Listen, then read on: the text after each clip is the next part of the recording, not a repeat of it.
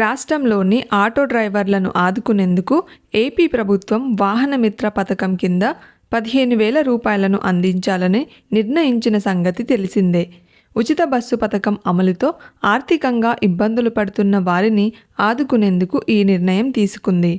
వాహనమిత్ర పథకం కోసం ఇప్పటికే గ్రామ వార్డు సచివాలయాల్లో దరఖాస్తులు కూడా స్వీకరించారు. అయితే తాజాగా ప్రభుత్వం కీలక నిర్ణయం తీసుకుంది. వాహనమిత్ర పథకం పేరును మార్చింది. వాహనమిత్ర స్థానంలో ఆటో డ్రైవర్ల సేవలో అంటూ పేరు మార్చారు.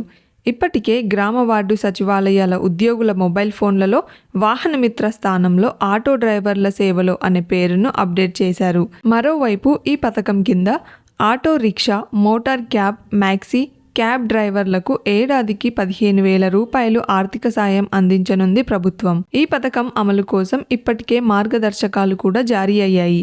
అర్హులైన వారు తమ సమీపంలోని గ్రామ వార్డు సచివాలయాల్లో దరఖాస్తు చేసుకునేందుకు అవకాశం ఇచ్చారు. దరఖాస్తు విషయంలో ఏమైనా సమస్యలు ఉంటే అర్జీ నమోదు చేసుకునేందుకు కూడా తాజాగా సచివాలయాల్లో ఆప్షన్ ఇచ్చారు. ఏవైనా సమస్యలు ఉంటే డిజిటల్ అసిస్టెంట్ ఆఫీసర్ లేదా డేటా ప్రాసెసింగ్ సెక్రటరీని సంప్రదించాల్సి ఉంటుంది.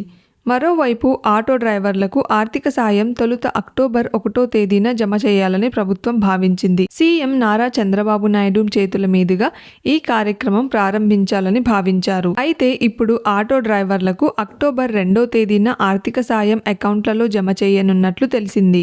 వాహనమిత్ర పథకం కోసం సెప్టెంబర్ 17 నుంచి 20 వరకు కొత్త దరఖాస్తులు స్వీకరించారు. 22వ తేదీన కొత్త దరఖాస్తులను క్షేత్రస్థాయిలో పరిశీలించనున్నారు.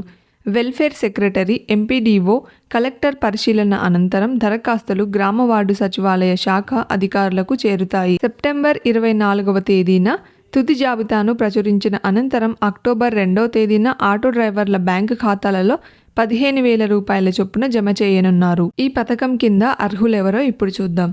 సొంత వాహనం ఉండి దానిని నడిపే డ్రైవర్లకు ఈ సాయం అందించనున్నారు. అలాగే ఈ పథకం లబ్ధి పొందాలంటే తెల్ల రేషన్ కార్డు తప్పనిసరిగా ఉండాలి. అలాగే కుటుంబంలో ఒకరికి మాత్రమే సాయం అందిస్తారు. ప్రభుత్వ ఉద్యోగులు, ఆదాయ పన్ను చెల్లించేవారు అనర్హులు. 1000 చదరపు అడుగులు మించి స్థిరాస్తులు ఉంటే పథకం వర్తించదు. నెలకు 300 యూనిట్ల లోపు మాత్రమే విద్యుత్ వినియోగం ఉండాలి. రిజిస్ట్రేషన్, డ్రైవింగ్ లైసెన్స్, వాహన ఫిట్నెస్ సర్టిఫికేట్ కలిగి ఉండాలి. అలాగే వాహనం ఏపీలోనే రిజిస్టర్ అయి ఉండాలి. ఫిట్నెస్ సర్టిఫికేట్ లేకపోయినా ప్రస్తుతానికి అనుమతిస్తారు. అయితే నెలలోపు ఆ సర్టిఫికేట్ సమర్పించాల్సి ఉంటుంది. వాహనాల పేరు మీద ఎలాంటి పెండింగ్ చలాన్లు ఉండకూడదు. 3 ఎకరాల లోపు మాగాణి, 10 ఎకరాలలో మెట్ట భూమి ఉండాలి. అంతకు మించి ఉంటే వాహనమిత్ర పథకానికి అనర్హులు అవుతారు. సెప్టెంబర్ 22 నాటికి దరఖాస్తుల క్షేత్రస్థాయి పరిశీలన పూర్తి చేస్తారు. 24వ తేదీకి తుది జాబితా తయారు చేస్తారు. అనంతరం రవాణా శాఖకు పంపిస్తారు. అక్టోబర్ 2వ తేదీన 15,000 అకౌంట్లు జమ చేస్తారు.